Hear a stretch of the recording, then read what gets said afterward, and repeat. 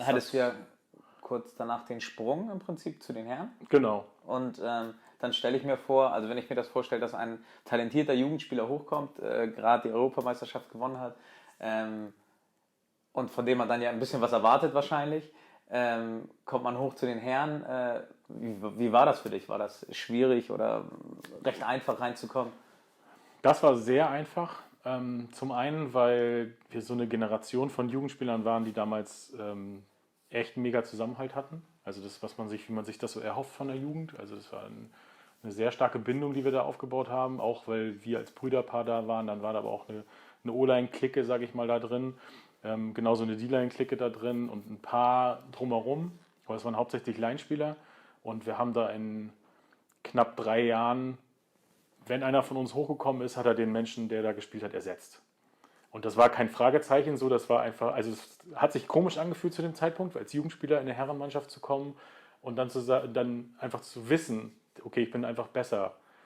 Aufgrund dessen, dass die Generation davor, mein Bruder ist ein Jahr älter, also der ist ein Jahr vor mir hochgegangen, da haben sie, glaube ich, von 5 Offense-Linern 3 ausgetauscht.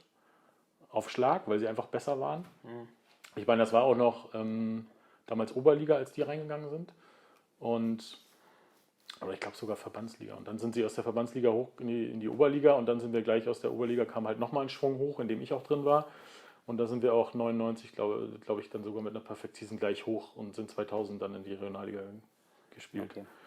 Und das war schon ein komisches Gefühl, aber es war jetzt keiner so, dass das hochnäsig war, sondern die haben auch gesagt, so total, also die haben uns gut aufgenommen. Schön, dass ihr da seid und die waren teilweise nicht an das Level unserer Competition gewohnt, weil wir halt uns schon gegenseitig schon immer besser gemacht haben. Und diese Gruppe hat dann auch sehr, sehr lange die Mannschaft geprägt, die da hochgekommen ist in den 3 Generationen ungefähr. Also es waren am Schluss 4 Offense-Liner, ich glaube 3 Defense-Liner. Ich bin dann ja später auf Linebacker gewechselt.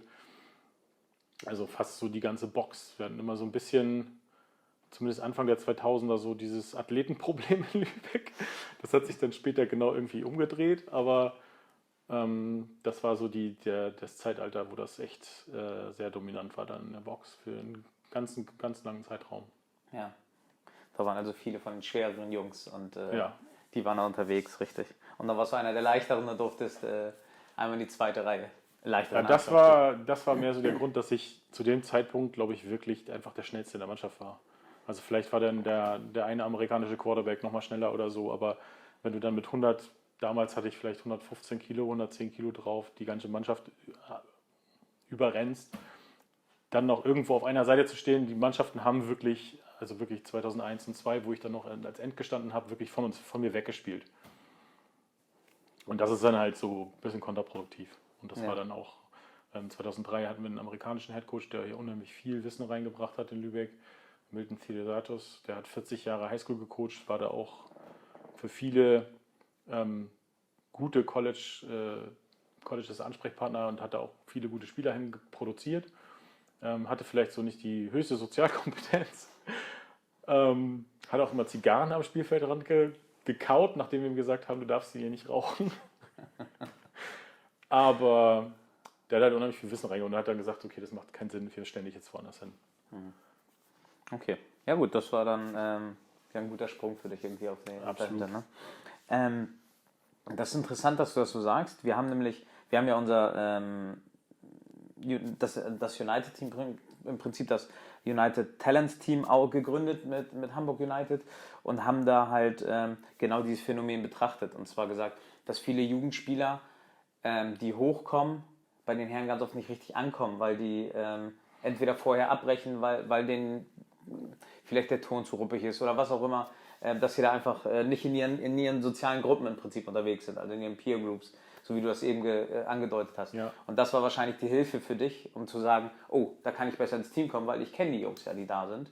Und gehe sogar mit Jungs hoch, die mich kennen im Prinzip. Ne? Und das hat es für dich wahrscheinlich einfacher gemacht in dem Ganzen. Und in die Herren zu gehen auf jeden Fall. Ja. Also dieses also schon sehr stark existierende soziale Netzwerk aus der Jugendmannschaft dazu auch zu wissen und das zu wissen, dass man da so eine viel Sicherheit durch hat, das hat natürlich sehr viel geholfen.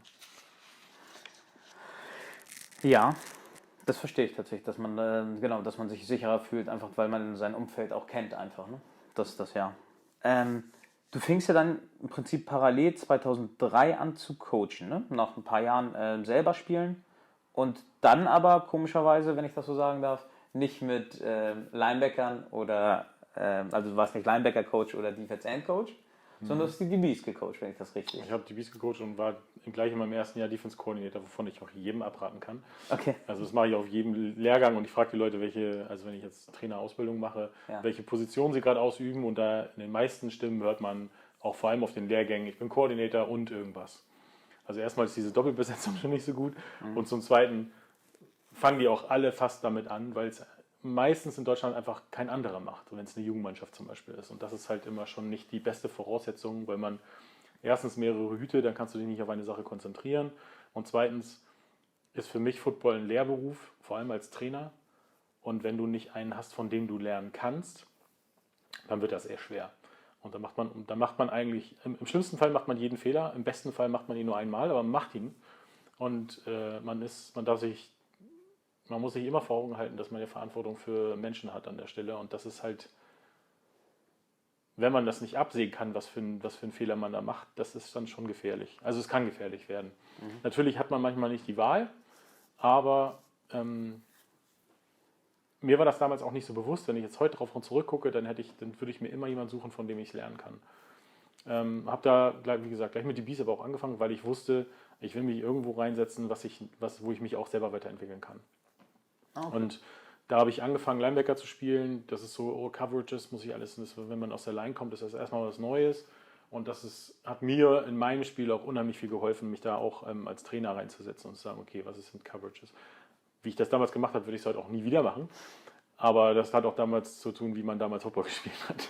Ja, genau, das hat sich gewandelt, das Ganze, ne? Also Zone ist da hinten links, wo der Cone steht. Das ist so heutzutage, sowas anzufangen, ist undenkbar. Und ja, aber das ist jetzt nicht so der größte Schaden, den man da produzieren kann. Trotzdem würde ich es heute wahrscheinlich nicht mehr so machen. Aber das ist auch wieder dieses Fehlen eines Mentors an der Stelle. Ja, na gut, das ist es. Ne? Wenn man jemanden hat, der einen den Weg im Prinzip ein bisschen vorebnet, dann kann man den nachgehen und so ein bisschen. Ja, auch jemand fachlich fragen kann. So, ne? Und das, je nachdem, was für ein Umfeld man sich befindet, hat man ja gegebenenfalls diesen Menschen nicht. Ja, das stimmt. Das kann ich mir gut vorstellen, tatsächlich.